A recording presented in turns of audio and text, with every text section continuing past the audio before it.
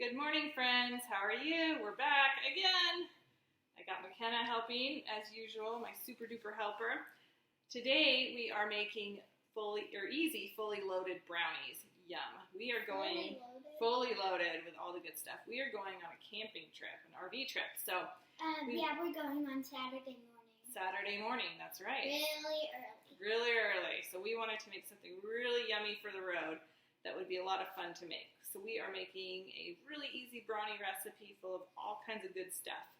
And the nice thing is you can kind of customize it to make it fit whatever you want. So first thing is we washed our hands.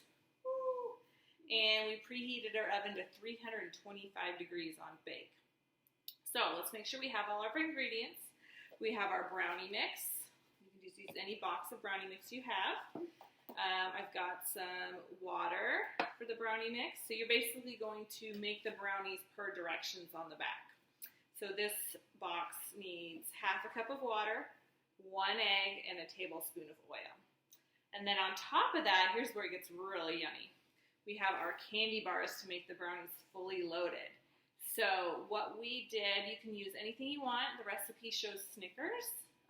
We have Heath bars, Kit Kats, and Reese's. That's right. So we are doing Heath bars and Kit Kats inside the brownies.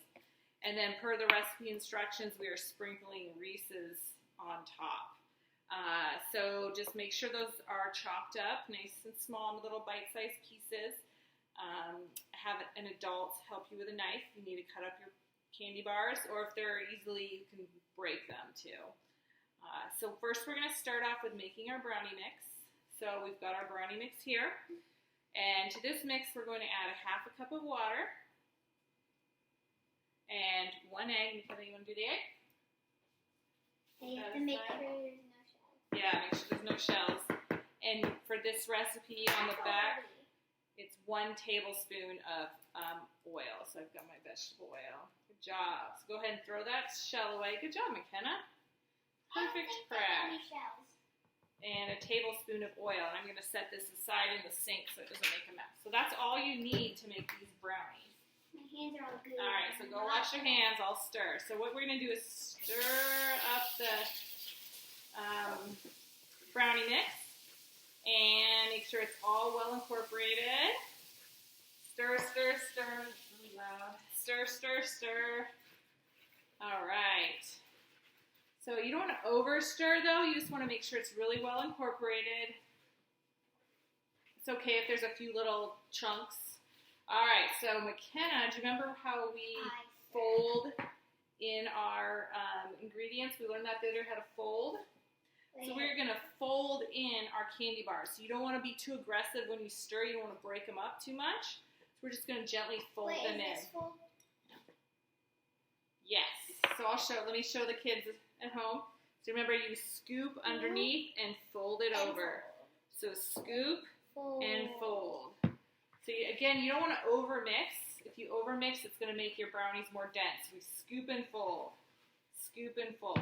All right, so that's all you need to do. So we're going to set this aside. We're going to save those Reese's for the top. Now we're going to grab our pan. So for this recipe, this is a family size, so it calls by a 9 by 13 pan. So use whatever pan your brownie recipe calls for. So you're going to take your pan, and I use my parchment paper, not wax paper. I always remind you. And I'm going to line my brownie pan with that parchment paper. Again, I always stress, don't use wax paper. It will melt and burn and make a huge mess. All right, so I'm going to take my batter. Wait, will it make a little fire? It could catch on fire. Yeah, wax paper is flammable. Don't use wax. That would have a bad ending. All right.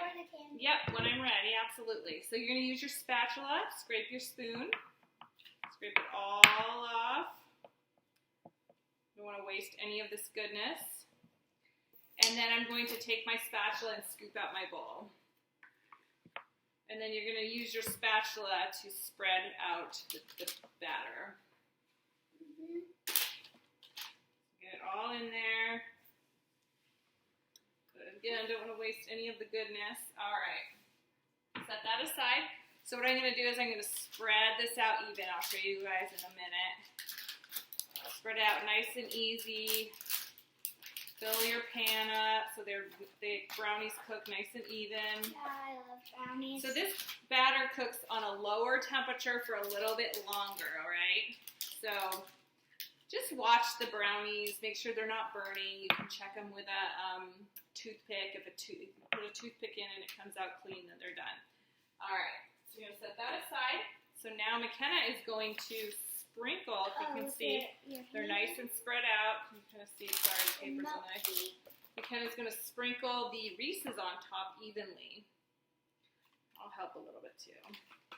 So you can take those Reese's peanut butter cups or whatever candy bar you want. So if you have a peanut allergy, you could use something without peanuts, like we did Kit Kats. Mom has a peanut. Yeah, Kit Kats, Milky Ways don't have peanuts in them. Any bar you have, you can even use M&Ms. Put some M&Ms on top. That would be awesome. Some M&Ms inside the brownies, whatever you want. All right, let's shake the rest out. All right, so let me show you. Let's set this aside. Show you guys if you can see.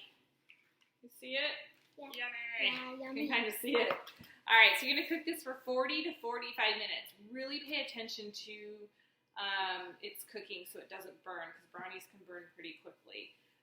So again, if you want to check the doneness, you can stick a toothpick in. If the toothpick comes out clean, it's done. But if it comes out really messy and gooey, then it's not. That's right. Yes, very good. And then when they're done, go ahead and the nice thing about the parchment paper is just pull it out, put it on a cooling rack, let it cool for a couple hours before you cut them. And then, yeah, so they're nice and cool. And then I would definitely, because it's chocolate and it's really hot, especially in Arizona right now, store these in the refrigerator. Cut them up, put them in a Tupperware, store them in the refrigerator. You can even freeze them and just take a couple out as you want and have some fun with it. So I'm excited to hear about the different mix-ins you add and how yummy they turned out. So enjoy. We'll talk to you guys later. Bye. I'm the first person to taste